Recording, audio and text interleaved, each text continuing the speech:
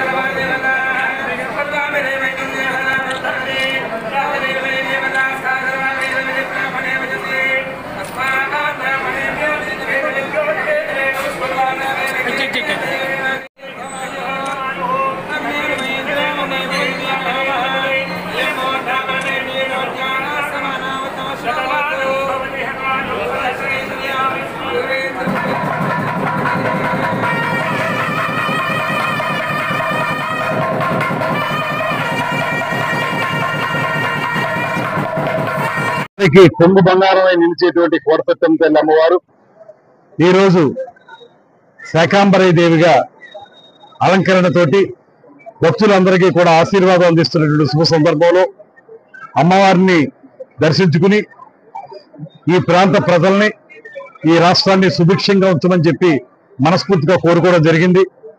ముఖ్యంగా వేలాది మందిగా తరలివచ్చేటువంటి భక్తులందరికీ కూడా సంపూర్ణమైనటువంటి ఆయురారోగ్యాలని ప్రసాదించాలని అమ్మవారిని కోరుకోవడం జరిగింది. ఇవాళ ఈ పరిసర ప్రాంతాల్లో కోటసత్యం తల్లి వారి ఆలయం ఎంత ప్రసిద్ధిగాంచిందో మన అందరికీ తెలుసు. అదేవిధంగా ఇక్కడికి వచ్చేటువంటి భక్తుల సంఖ్య కూడా రోజు రోజుకి పెరుగుతున్నటువంటి సందర్భంలో ఈ ఆలయాన్ని సంపూర్ణంగా అభివృద్ధి చేయాల్సినటువంటి బాధ్యత కూడా ప్రభుత్వం మీద ఉందనేటువంటి మాటని ప్రస్ఫుటంగా నమ్ముతూ, అందుకే రేపు అఖండ గోదావరి ప్రాజెక్ట్ ఏదైతే మనం గోదావరి నదీ పరివాహక ప్రాంతంలో నిర్వహిస్తున్నామో ఆ ప్రాజెక్టులో అంతర్భాగంగా కోట సత్యమ్మ తల్లి టెంపుల్ దగ్గర భక్తులకి వారి సౌకర్యార్థం కానీ ఇతరత్రా కానీ కొన్ని సౌకర్యాలు కల్పించాలనేటువంటి ఆలోచన కూడా చేస్తా ఉన్నాం. ప్రాజెక్టులో పొందుపరిచాం. త్వరలోనే ఆ కార్యక్రమాలు కూడా ప్రారంభమవుతాయి. దాంతోపాటు ఇవాళ ముఖ్యమైనటువంటి అంశం, ఇక్కడ బయట వాటర్ లెవెల్ పెరిగితే ఆ డ్రైనేజీల్లోంచి వాటర్ ఆలయంలోకి వచ్చేసేటువంటి పరిస్థితి కనబడతా ఉంది. అందుకే దానికి సంబంధించి కూడా ఒక దీర్ఘకాలికమైనటువంటి పరిష్కారాన్ని చూడడానికి ఈ ప్రాజెక్ట్ ద్వారా కృషి చేస్తాం. దానికి ముందు ప్రస్తుతం ఈ తోరలన్నింటినీ కూడా క్లీన్ చేయించి నీరు బయటికి వెళ్లే విధంగా ఆ ఏర్పాటు కూడా తాత్కాలిక ప్రాతిపదిక మీద చేస్తాం.